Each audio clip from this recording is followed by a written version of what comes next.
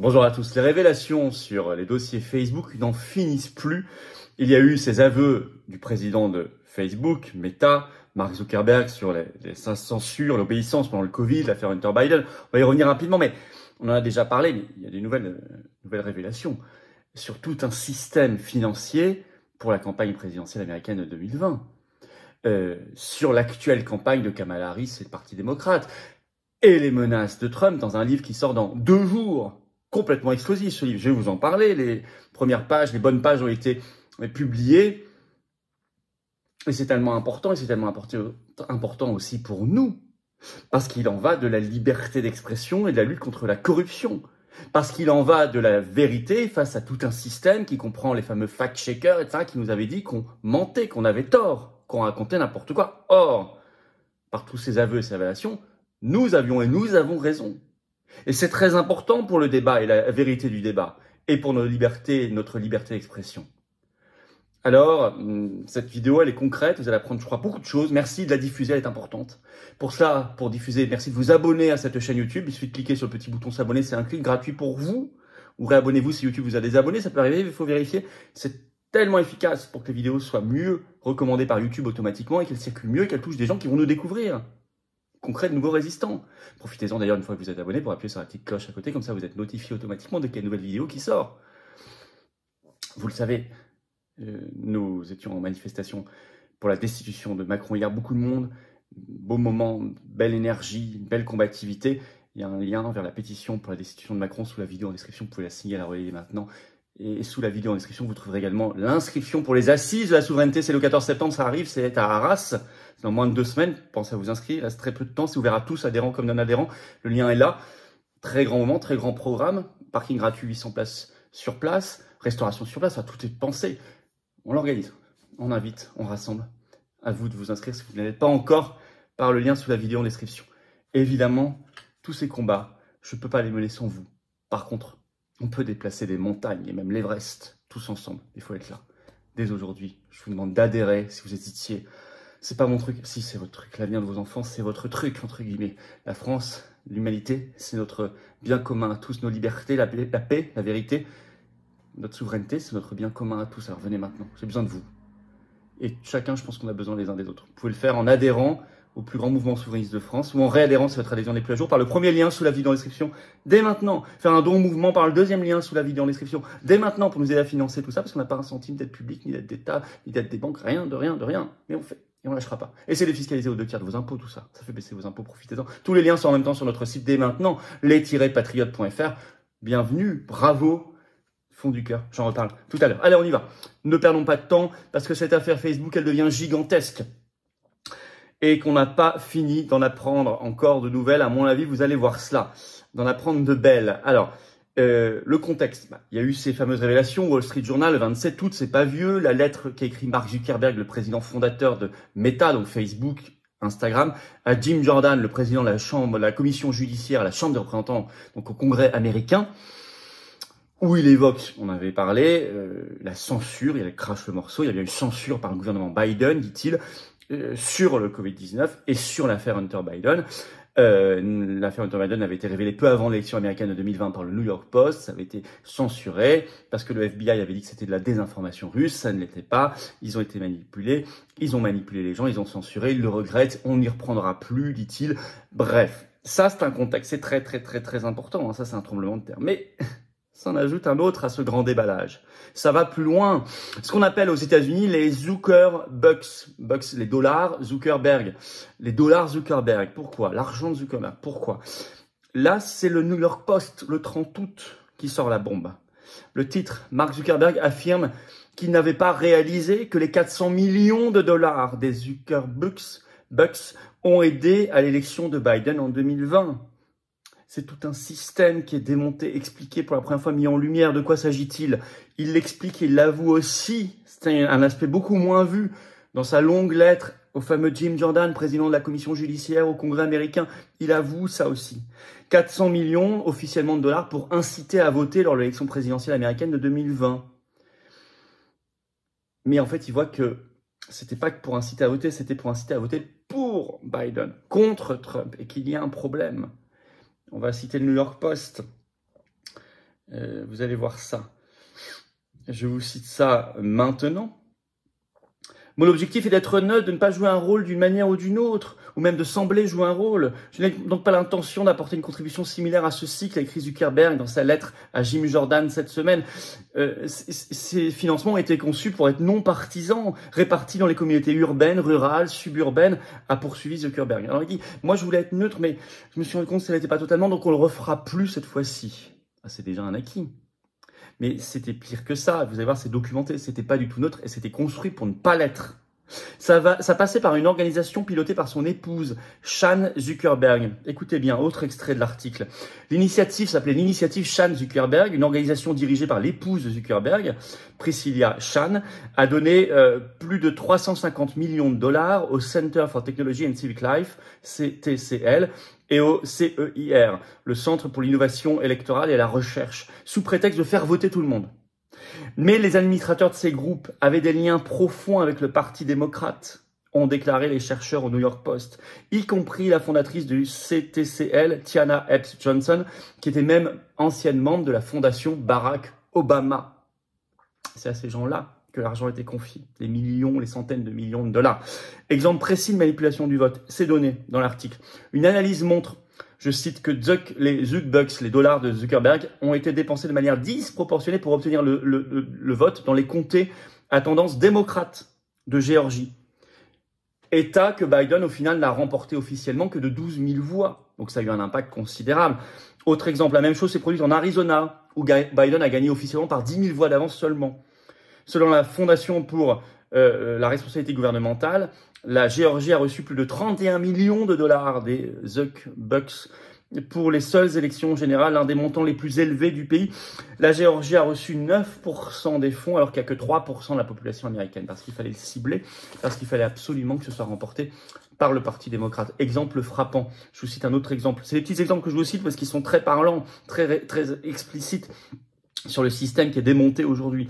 Une analyse comté par comté dans l'État de Géorgie par cette même fondation pour la responsabilité gouvernementale a révélé une dépense comprise entre 7 et 15 dollars de ces fonds Zuckerberg par électeur dans 6 des plus grands comtés de l'État qui ont tous été remportés par Biden. Pendant ce temps, il n'y a eu une dépense que de 1 à 3 dollars, donc 5 à 7 fois moins, par électeur dans les 6 premiers comtés remportés par Donald Trump. Donc là où c'était fort pour Trump, on mettait 5 fois moins d'argent que là où c'était fort pour Biden. Alors, Zuckerberg, maintenant, il dit pourquoi Zuckerberg il fait tous ses aveux là sur le Covid-19, la censure, sur l'affaire Hunter Biden, maintenant sur cet argent. Pourquoi il crache le morceau maintenant? Il y a une analyse qui est donnée dans le New York Post par un spécialiste, Scott Walter, qui est cité, qui est président du Capitol Research Center, qui réfléchit à tout ça. Et voyez ce qu'il dit. Il dit Zuckerberg sait que Trump a très forte chance de gagner. Il a des infos que nous n'avons pas pour le savoir. Et donc, il se prépare parce qu'il craint cette victoire de Trump et il se dit, bon, faute avouée à demi pardonnée. Je cite l'article. Scott Walter, donc le président du Capitol Research Center, un groupe de réflexion, dit qu'il pense que ce mea culpa de Zuckerberg est un mouvement de couverture au cas où le président Trump serait élu. Ce qu'il a écrit dans cette lettre sur les Zuckbucks ne ressemble pas aux mots d'un homme innocent, déclare ce chercheur Scott Walter au New York Post. Zuckerberg a de brillantes informations, des quantités énormes, dit-il, de données, en permanence. Cela me fait penser, ajoute-t-il, qu'il pourrait savoir quelque chose à propos de l'élection à venir et qu'il ne veut pas être trop mal avec la prochaine administration Trump. Donc c'est très intéressant parce que non seulement, on explique pourquoi il le fait maintenant, parce qu'il veut, comme je vous l'ai dit, se prémunir en cas d'élection de Trump, mais en plus ça démontre que vu les informations qu'il a, auxquelles on n'a pas forcément accès, notamment les données technologiques, de perception de l'opinion, il sait encore plus que le commun que Trump a vraiment de très fortes chances de l'emporter. Donc ça c'est quand même positif.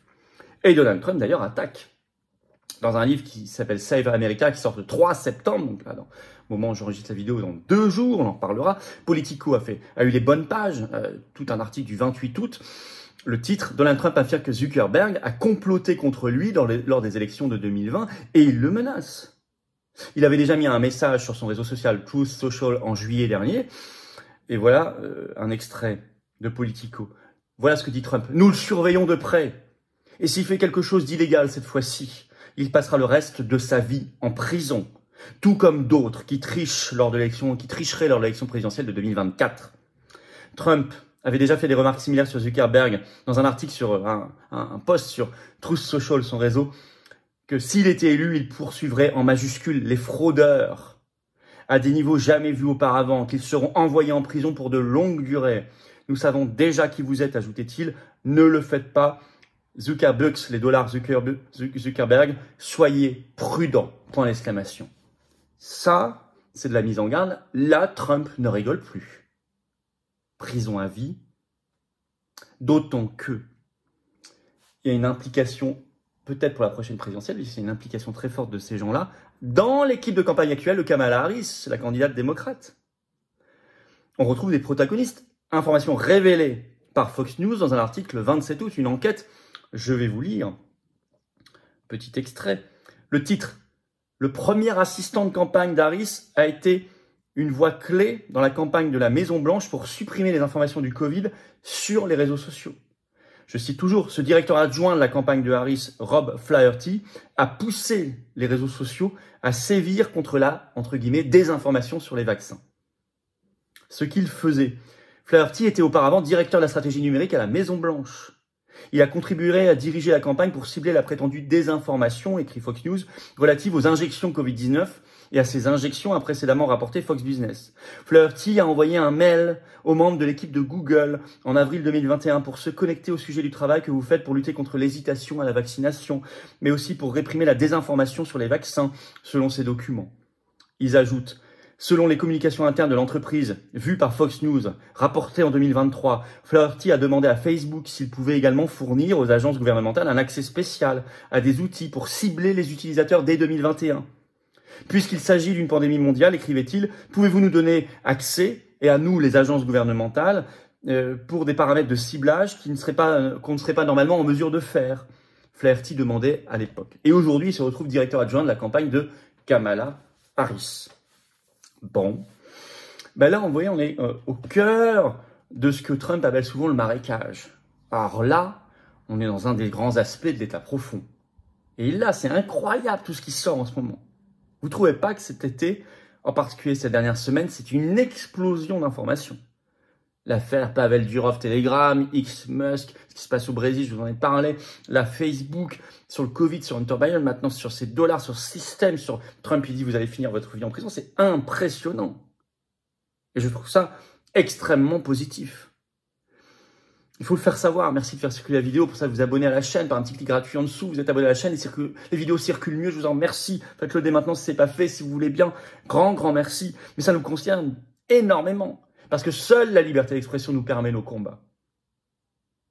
La victoire de Trump en novembre prochain est importante. Je dirais qu'elle est essentielle, d'autant qu'il forme maintenant une constellation avec Elon Musk et Robert Kennedy Jr. qui l'ont rejoint. Nous, mes combats vitaux, et on en a parlé dans la manif des institutions énormément, la scandée liberté, c'est de défendre la liberté d'expression, et notamment contre l'Union européenne et le règlement européen de censure DSA et toute cette infrastructure, c'est la même ici. Sauf que nous, on n'a pas les mêmes journalistes qui font les mêmes enquêtes, ni surtout les mêmes parlementaires qui font pas le boulot du tout, mais nous, on le fait à leur place. L'opposition, entre guillemets, ne fait pas le boulot, la résistance que nous sommes avec vous, et d'autres, on le fait, et on ne lâchera pas. Il y aura une grande table ronde sur les médias et une grande table ronde sur les libertés aux assises de la souveraineté le 14 septembre à Arras. Vous pouvez encore vous inscrire par un lien sous la vidéo en description. Je rappelle que c'est ouvert à tous adhérents comme non-adhérents des Patriotes. Je vous attends. Mais ça, c'est un combat qu'on ne lâchera pas. Vous pouvez nous faire confiance, J'ai besoin de vous. Voilà. Si je suis avec vous, on le gagnera, ce combat. Vous pouvez adhérer, réadhérer aujourd'hui ou faire un don au mouvement pour nous aider à financer tout ça. Parce que ça coûte cher, qu'on n'a pas un centime de financement gouvernemental, de subvention, rien du tout, ni d'aide des banques, rien du tout, ni de personne. Juste adhérents, réadhérents, donateurs, 100%. Vous pouvez. C'est défiscalisé aux 2 tiers de vos impôts, tout ça. Adhérer, réadhérer, vous voyez, comme ce sont des belles valeurs, comme ce combat pour la vérité, c'est le combat pour la liberté, pour notre dignité, pour être debout, c'est le même. Pour la France libre, c'est le même combat. Je vous attends maintenant, on va le mener ensemble, on va le gagner ensemble, ce combat. Pour adhérer, réadhérer dès maintenant, c'est le premier lien sous la vidéo en description. Ce lien est également commenté par une petite fiche sur l'écran maintenant, et dans quelques secondes, un lien sur l'écran, vous choisissez. Faire un don au mouvement, deuxième lien sous la vidéo en description.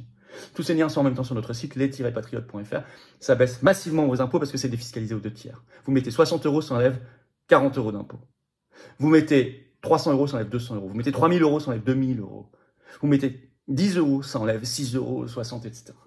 Énorme bravo aux donateurs, aux réadhérents, bienvenue aux nouveaux adhérents patriotes et vive la France.